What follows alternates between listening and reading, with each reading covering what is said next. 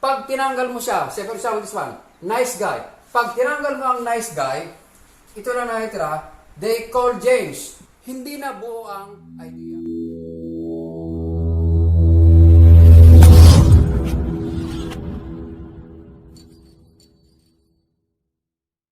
Hello, welcome again sa aking channel. Today, ang pag-aaralan natin ay isa sa pinakamahalagang bahagi ng English grammar. It is no other than the objective and subject complements. But before that, kung ikaw ay bago pa lang sa channel na ito, please don't forget to like, subscribe, click the notification bell in order to be updated. At syempre, share na rin para mas marami pang matuto. And by the way, shoutout nga pala sa aking editor, the creator of The Green Thumb, as well as sa aking videographer, the creator of Feed the Mind TV. Now, when I say objective and subject complements, it is a complement that completes the idea in a given sentence. Like, by the way, let us first discuss the meaning of a complement. Pag sinabi natin complement, ito ay isang salita o grupo ng mga salita na kinokompleto ang ibig sabihin doon sa sentence. In other words, it is a word or group of words that completes the idea in a given sentence. Now, pag sinabi natin objective complement, it is a noun or adjective that appears with a direct object. Ito ay isang noun o kaya adjective na palaging kasunod ng direct object sa sentence. There are verbs that can be used with objective complement. May mga specific na verbs na yun lamang ang pwedeng gamitin sa objective complement. Like, call, consider, think, name, appoint, elect, label, and make. Ito lang yung madalas na ginagamit sa objective and the subject complements. Now, let us consider the first example. They call James nice guy.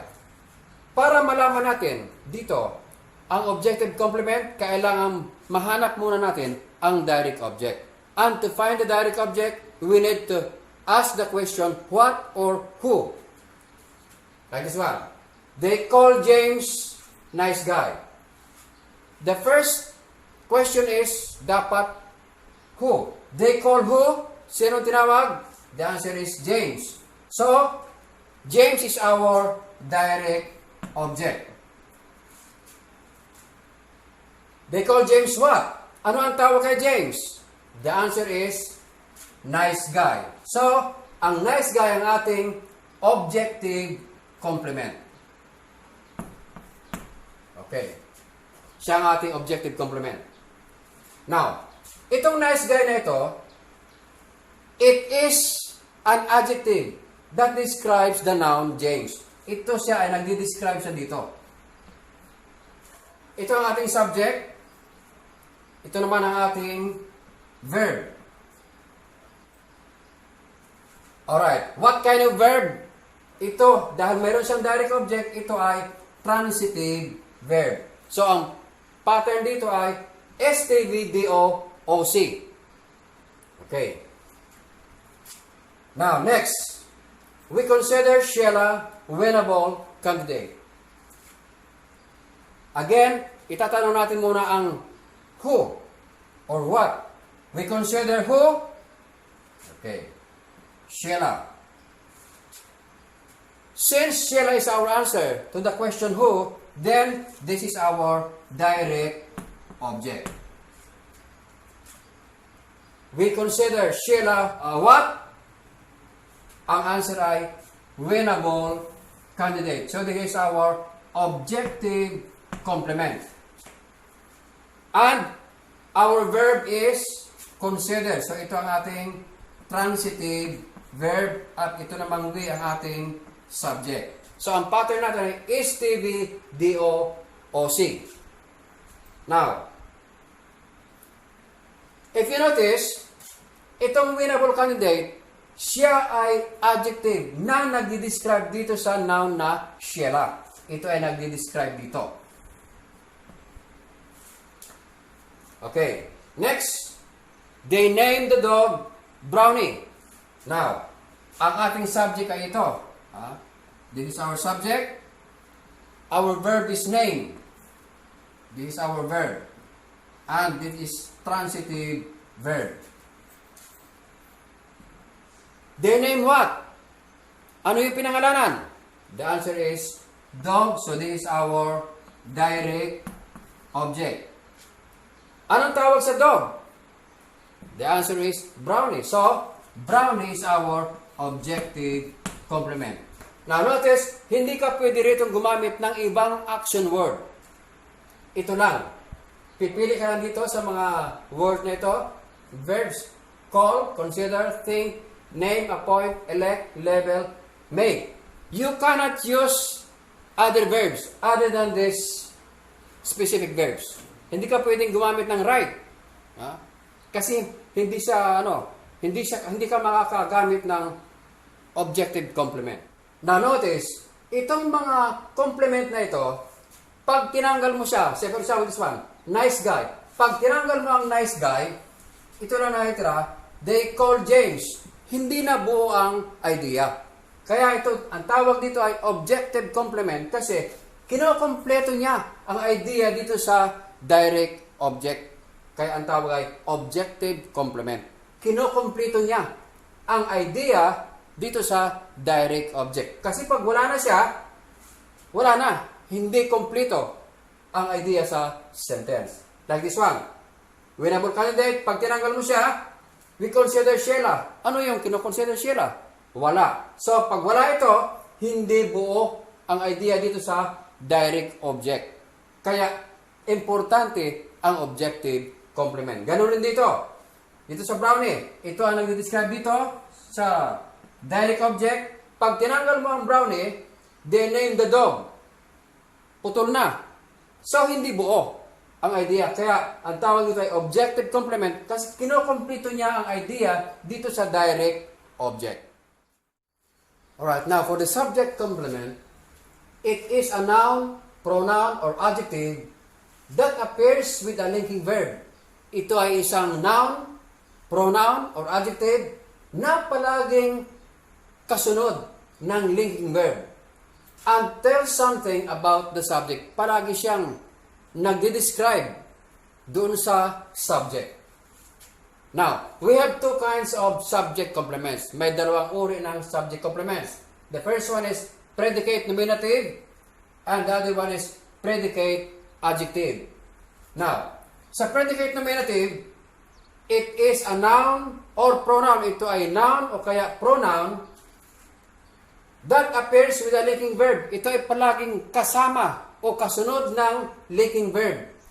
At pinapangalanan niya o tinutukoy o ipinapaliwanag yung tungkol sa subject. Now, like this example. Mr. Cruz became our manager. Now, our linking verb is became. Now, paano natin mapapatunayan na ito ay linking verb? Very simple. Just replace this with is. Yan. Is. Pag hindi na bago ang idea, then it is a linking verb. Hindi siya action verb. Now, Mr. Cruz is our manager.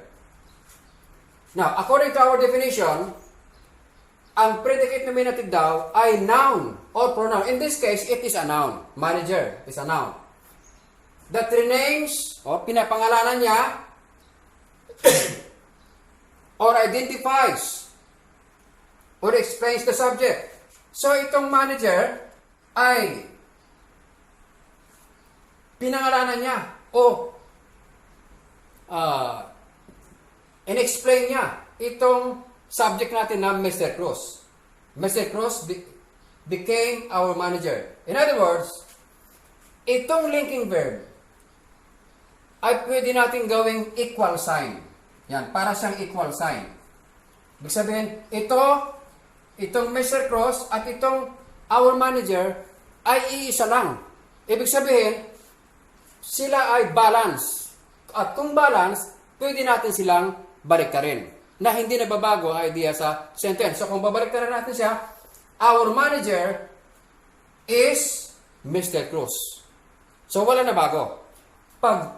Remember, kapag ang isang sentence ay dinugtong yung subject at yung predicate, dinugtong ng linking verb, at pwede mo siyang baliktarin nang hindi nababago ang idea sa sentence, yun ay predicate nominative. Katulad dito, our manager is Mr. Cruz. Alright, in this example, Mr. Stone is a musician, poet, and educator. Now, our subject here is Mr. Stone. Ito ang ating subject. And our linking verb is. Ito ang ating linking verb. Alright, subject, linking verb. Now, ang ating predicate nominative ay itong isa, predicate nominative, and predicate nominative. So, tatlo ang ating predicate nominative. By the way, as I have said before, itong is ay pwede nating ihalin tulad sa equal sign. Ibig sabihin, itong part na ito, subject, at ito, predicate, ay equal siya. Equal. Ibig sabihin, pwede natin siyang baliktarin. Pag binaliktad natin siya, ganito na mangyayari. A musician, poet, and educator is Mr. Stone. Dito, ito na ngayon ang ating subject. Ito na ang subject. At ang Mr. Stone, ito na ngayon ang ating predicate nominative. Ito ang ating linking verb. Now remember, only linking verb can be used dito. Pag action verb, hindi pwedeng gamitin dito. Alright, next example. Our choice for treasurer is she. Now, our subject is our choice for treasurer. Ito ang subject natin. Now, ang ating predicate nominative ay she. Ito, predicate nominative. Kasi, itong she, ito siya ang nagpapangalan dito. Na? Sa choice. Siya na ang nag-represent dito sa ating subject. Pag binaliktad natin siya, ganito na mangyayari. Ang she ang magiging subject, at ito naman ang ating predicate nominative. At ito ang ating linking verb. As I've said again, hindi pwedeng gumamit dito ng action verb. Kailangan ay linking verb lang. At paano natin malalaman kung action verb o linking verb? Simple lang, palitan mo lang yung verb ng is at basahin. Kapag hindi na bago, ibig sabihin, ang verb ay linking verb. Kapag nabago, ibig sabihin, ang verb ay action verb. Now, for the predicate adjective, it is an adjective that appears with a linking verb. Sabi, ito ay isang adjective na palaging kasunod ng linking verb and describes the subject of the sentence. Like this example. The newly painted wall looks great. Ang ating subject dito ay itong wall. At ang ating linking verb ay itong looks. By the way, para mapatunayan natin na ito ay linking verb, as I have said before, palitan lang natin ito ng S at basahin. Kung hindi na bago ang sentence, then it is a linking verb. The newly painted wall is great. So, wala na bago. So, ito ay, ang looks ay linking verb. Now, ito ang ating subject, wall, at ang ating predicate adjective ay great. Ito ang ating predicate adjective. Now, ang kaibahan natin dito sa predicate adjective at predicate nominative, ang predicate nominative ay noun or pronoun na nagpapangalan sa subject. Dito naman sa predicate adjective, ito ay adjective lang siya, pero hindi niya pinapangalanan ang subject. Dinidescribe lang niya, pero hindi niya pinapangalanan. Unlike doon sa predicate nominative, na dinidescribe niya at pinapangalanan yung subject. Yan ang kaibahan. Alright. Example, The sky today seems clear. Ang ating subject dito ay itong sky. At ang ating linking verb ay S. Again, para mapatunayan natin ito ay linking verb, palitan lang natin siya ng S at basahin. The sky today is clear. So, walang nabago. So, ang seems dito ay linking verb ang gamit. Now, ang ating predicate adjective ay itong clear. Bakit siya naging predicate adjective? Siya ang ating predicate adjective kasi dinidescribe niya itong noun na sky. Ganon din itong great, dinidescribe niya ang noun na wall.